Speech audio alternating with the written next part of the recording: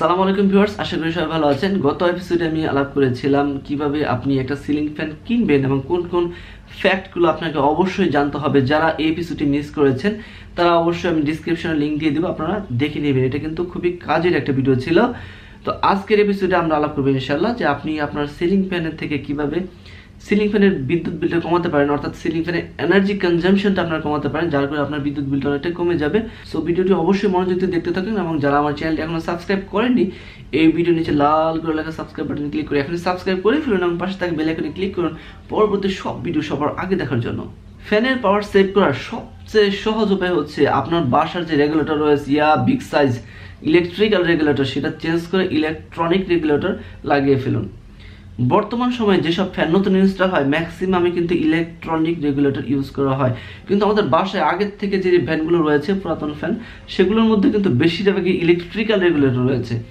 Electrical regulator বলতে আমি বোঝাতে চাচ্ছি রেগুলেটর সাইজটা অনেক বড় থাকবে এবং ভিতরে থাকবে কয়েল। ফ্যানটা যখন কানেক্টেড থাকে তখন কিন্তু প্রথমে রেগুলেটর পাওয়ার যায়, দেন রেগুলেটর পাওয়ার কি করে রেগুলেট করে ফ্যানে পাঠায়, অর্থাৎ ফ্যানের স্পিড কম বা বেশি করার জন্য সেই অনুযায়ী পাওয়ার রেগুলেটর কি করে ফ্যানে সেন্ড করে। ইলেকট্রিক্যাল রেগুলেটর আসলে কি করে, তার মধ্যে রয়েছে কয়েল। আপনি যখন ফ্যানটা কাছ থেকে ঘোরাতে যাচ্ছেন তখন সে অল্প পরিমাণ পাওয়ার ফ্যানে দিচ্ছে, আর বাকি পাওয়ারটা কিন্তু সে খেয়ে ফেলছে, অর্থাৎ কনজিউম করছে। আবার যখন ফ্যানটা জুড়ে ঘোরাচ্ছেন তখন সে কি করছে, বেশি পরিমাণ পাওয়ার ফ্যানে দিচ্ছে আর অল্প পরিমাণ পাওয়ার কিন্তু সে কনজিউম করছে, অর্থাৎ টোটাল পাওয়ারটা কোনো না কোনোভাবে আপনি শেষ করছেন।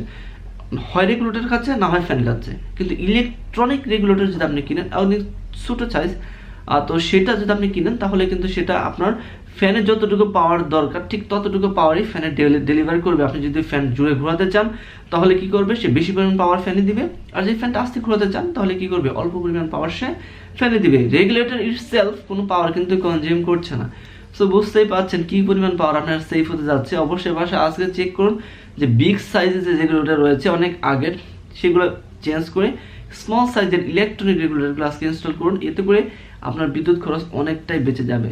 ফ্যান পারচেস করার সময় আমরা সবসময় চেষ্টা করব ভালো ব্র্যান্ডের ফ্যান কেনার জন্য, কারণ ভালো ব্র্যান্ডের যারা রয়েছেন তারা অবশ্যই কিন্তু তার কপার ওয়্যারগুলো ভালো মানের দেন। কপার ওয়্যারের মধ্যে কিন্তু অনেক ভেজাল রয়েছে, কারণ বিশুদ্ধ কপার যদি আপনার ফ্যানে থাকে তাহলে কিন্তু আপনার বৈদ্যুতিক লস অনেক কম হবে, আর সেই কপার যদি বিশুদ্ধ না হয় তাহলে কিন্তু আপনার ফ্যানের লস বেশি হবে।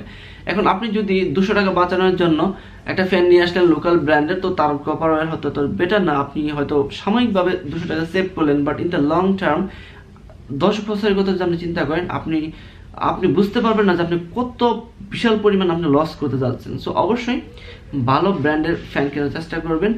একই সাথে আপনার ফ্যান যদি কোনো কারণে বার্ন হয়, সেক্ষেত্রে যদি রিওয়াইন্ডিং করার দরকার পড়ে, তো অবশ্যই আপনি ভালো ওয়্যার দ্বারা সেটা রিওয়াইন্ডিং করাবেন এবং যাদের কাছে রিওয়াইন্ডিং করাবেন তাদেরকে বলে দিবেন যে আমার ফ্যানটা তুমি যে বাধাই করে দিবা খুব ভালো ওয়্যার দিয়ে বাধাই করে দিবা, তা না হলে কিন্তু আপনার ফ্যানটা আজীবন একটা নয়েজ তৈরি করবে, এই ধরনের একটা নয়েজ তৈরি করবে, আর আপনার ফ্যানটা কিন্তু প্রচুর গরম হবে আর প্রচুর পরিমাণ পাওয়ার ওয়েস্ট হবে। ফ্যান গরম হওয়া মানে হচ্ছে পাওয়ার ওয়েস্ট হচ্ছে, সেখানে পাওয়ার নষ্ট হচ্ছে। সো অবশ্যই ফ্যান রিওয়াইন্ডিং করুন অথবা নতুন কিনুন, ভালো ব্র্যান্ডের কেনার চেষ্টা করবেন, আর রিওয়াইন্ডিং করলে সেক্ষেত্রে পিওর কপার ওয়্যার দ্বারা রিওয়াইন্ডিং করবেন। এতে করে আপনার ইলেকট্রিসিটি অনেকটাই বেঁচে যাবে। গরম আসলে যেন আমাদের শুরু হয়ে যায় ফ্যানের দিকে তাকিয়ে থাকা, ফ্যান আর জোরে ঘোরে না কেন, তখন কি করি আমরা বুঝে না বুঝে ফ্যানের পাখার অ্যাঙ্গেলটা পরিবর্তন করতে থাকি। তো পাখার অ্যাঙ্গেলটা পরিবর্তন করলে আমাদের ধারণা যে ফ্যানে তো জোরে বাতাস দিবে, আসলে না। কারণ হচ্ছে আপনি যত বেশি ফ্যানের পাখা বাড়িয়ে দিবেন তত বেশি ফ্যান স্লো হতে থাকবে, আর একই সাথে হচ্ছে তার পাওয়ার কনজাম্পশনটা বাড়তে থাকবে। তার মানে কি হচ্ছে, আপনি খুব বেশি বাতাসও পাবেন না, আবার পাওয়ার কনজাম্পশনটাও দিতে বেশি হবে, আপনার বিদ্যুৎ বিল বেশি আসবে। ফ্যানের ব্লেডের জন্য অপটিমাম যে অ্যাঙ্গেল সেটা হচ্ছে 12 থেকে 16 ডিগ্রি, অর্থাৎ 12 ডিগ্রি থেকে 16 ডিগ্রি। 12 ডিগ্রি যদি কম হয়ে যায় তাহলে কি হবে, আপনি ভালো বাতাস পাবেন না, আর 16 ডিগ্রি যদি বেশি হয়ে যায় তাহলে কিন্তু আপনি খুব বেশি বাতাস পাবেন না। অর্থাৎ 12 ডিগ্রি থেকে 16 ডিগ্রি এটা হচ্ছে একটা অপটিমাম রেঞ্জ বলা হয়। ফ্যানের ব্লেডের অ্যাঙ্গেল যদি 12 থেকে 16 ডিগ্রির মধ্যে থাকে তাহলে সেই ফ্যান যেমন ভালো বাতাস দিবে, একই সাথে তার পাওয়ার কনজাম্পশনটাও কিন্তু একটা লিমিটের মধ্যে থাকবে। কারণ আপনি বা আমি ইচ্ছে করলে কিন্তু সেই অ্যাঙ্গেল বাড়াতে বা কমাতে পারে না। সো অ্যাঙ্গেল বাড়িয়ে কোনোভাবেই ফ্যানের পাওয়ার কনজাম্পশনটা বাড়াবেন না, একই সাথে ফ্যানটাকে বেশি গরম করবেন না, এতে আপনার লাভের চেয়ে ক্ষতি বেশি হবে। আর ফ্যান পারচেস করার সময় অবশ্যই লো ওয়াটের ফ্যান কেনার চেষ্টা করবেন। হয়তো একই সাইজের ফ্যান 75 ওয়াট আর হচ্ছে কি 80 ওয়াট।